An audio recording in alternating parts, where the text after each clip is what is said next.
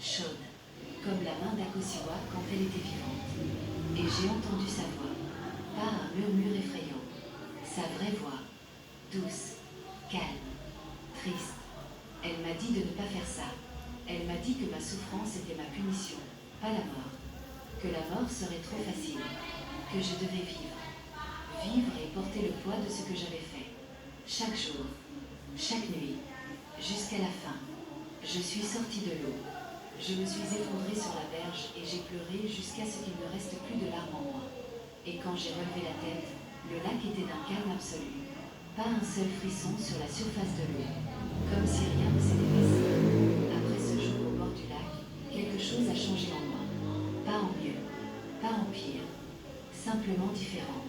J'ai arrêté de lutter contre Akosiwa. J'ai accepté sa présence comme on accepte sa propre ombre. Elle était là et elle serait toujours là. C'était le prix de ce que j'avais fait. Un prix que je paierais jusqu'à mon dernier souffle. Je vis maintenant dans un petit abri que des gens du quartier m'ont aidé à construire avec des morceaux de bois et de tôle. Je mange ce qu'on me donne. Je bois l'eau du puits communal. Je n'ai plus rien. Plus de maison. Plus de voiture. Plus de vêtements de marque. Plus de mari.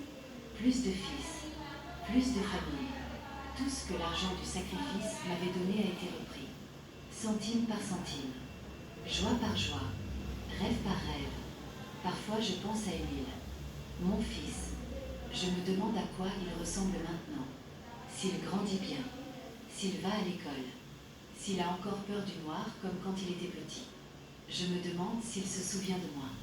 S'il demande à son père où est sa maman. Et surtout, je me demande s'il voit encore la dame. S'il parle encore à Akosiwa. J'espère que non. J'espère que ma sœur l'a laissé en paix. Qu'elle a compris qu'il était innocent dans tout ça. Que son combat, c'était avec moi. Pas avec lui. Je pense aussi à Kojo. À cet homme bon qui m'a aimé sans savoir qui j'étais vraiment. Qui a partagé son lit avec une meurtrière sans le savoir. Qui a construit une famille sur des fondations faites de sang et de mensonges. J'espère qu'il a refait sa vie. Qu'il a trouvé une femme meilleure que moi. Une femme dont les mains sont propres. Une femme qui peut le regarder dans les yeux sans avoir envie de vomir de honte. Et chaque nuit, avant de dormir, j'entends les pas d'Akosiwa autour de mon abri. Léger, régulier, patient. Elle ne me fait plus peur. Elle me rappelle simplement qui je suis. Ce que j'ai fait. Et ce que j'ai perdu. Parfois, quand la nuit est très silencieuse, j'entends encore cette berceuse. Celle que notre mère nous chantait. Et je ferme les yeux et je redeviens cette petite fille sur la natte, à côté de sa sœur. Cette petite fille qui ne connaissait pas encore l'avidité, qui ne connaissait pas encore la trahison, qui aimait sa sœur de tout son cœur. Si seulement je pouvais revenir en arrière. Si seulement je pouvais effacer cette nuit de pleine lune. Si seulement j'avais écouté Akosiwa quand elle me disait que la vraie richesse, c'est la paix du cœur. Mais on ne peut pas remonter le temps. On ne peut pas ramener les morts. On ne peut que vivre avec les conséquences de ses choix. Et mes conséquences, elles sont là. Elles marchent autour de moi chaque nuit. Elles me regardent dans chaque reflet d'eau. Elles me chantent des berceuses dans le vent. Ma sœur, ma petite sœur, celle que j'ai sacrifiée, celle que j'ai trahie, celle qui ne me quittera jamais. Mon nom est Adjoa, et je vis chaque jour dans la prison que j'ai construite moi-même. Une prison sans mur, sans barreaux, sans clé, une prison faite de culpabilité, de regret et de la présence éternelle de celle que j'ai aimée et que j'ai tuée. Si je pouvais vous donner un seul conseil, un seul, ce serait celui-ci. Ne laissez jamais l'argent vous aveugler au point de perdre ce qui compte vraiment. Parce que l'argent part. Les voitures roulent. Les maisons s'écroulent.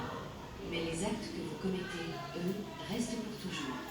Et les morts n'oublient jamais. Voilà, c'est mon histoire. L'histoire d'Adjoa. L'histoire d'une femme qui avait tout et qui a tout perdu. Pas à cause de la malchance. Pas à cause du destin. Mais à cause de ses propres choix. Des choix faits par avidité, par envie, par cette faim insatiable de richesse qui pousse les êtres humains à commettre l'impensable. Cette histoire nous enseigne tellement de choses. Elle nous rappelle d'abord que l'argent facile n'existe pas. Chaque franc qui arrive sans effort cache un prix. Et ce prix, on finit toujours par le payer. Peut-être pas aujourd'hui. Nos arguments es 100 milhões de anúncios. E você busca do seu jeito, por texto ou por voz, comprar apenas planta. e encontra fácil uma casa assim, ideal para sua vida. O imóvel ideal só nos dá que você encontra. We are a global top employer for 12 years in a row, so who cares? Francesca cares about building a career that goes beyond borders. Natalia cares about being in charge of her growth. Risako cares about flexible working hours that bring real balance to her day. Aldo cares about 20 weeks of fully paid parental leave to be there for his family. Ruth cares about having the freedom to be herself at work. Javier cares about having the chance to give back to volunteering even within his workday. Who cares that we're a global top employer? We do. It's us, JTI. Peut-être pas demain, mais un jour, la facture arrive. Et quand elle arrive, elle prend tout.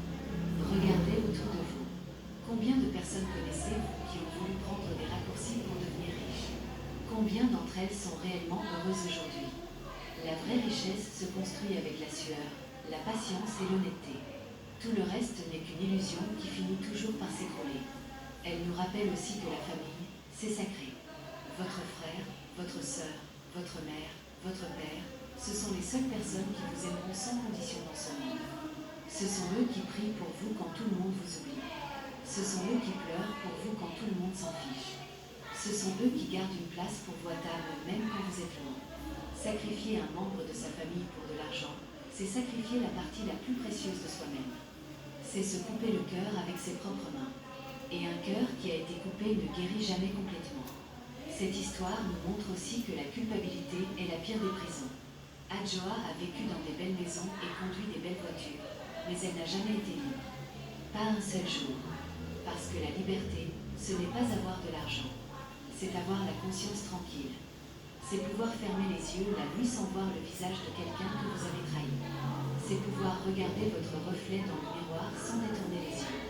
C'est pouvoir entendre votre nom sans avoir peur que quelqu'un connaisse votre secret. Et Adjoa n'a jamais eu ça.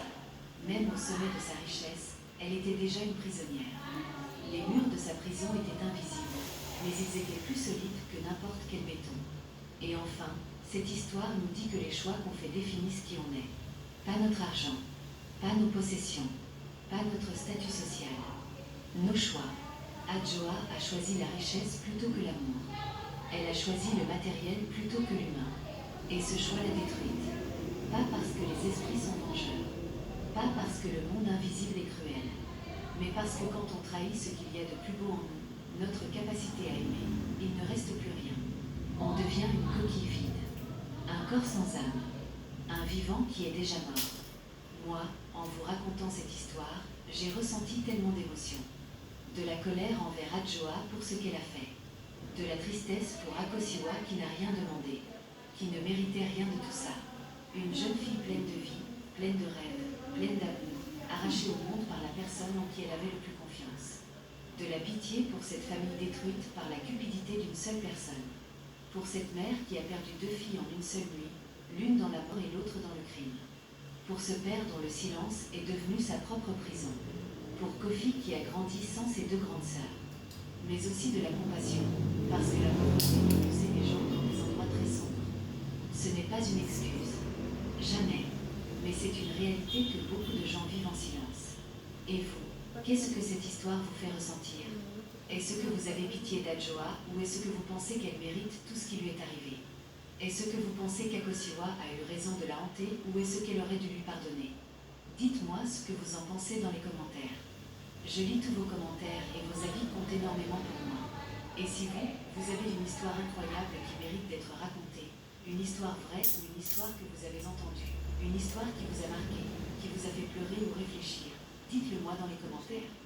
Racontez-la moi et peut-être que votre histoire sera la prochaine que je raconterai sur cette chaîne. N'oubliez pas de vous abonner si ce n'est pas encore fait.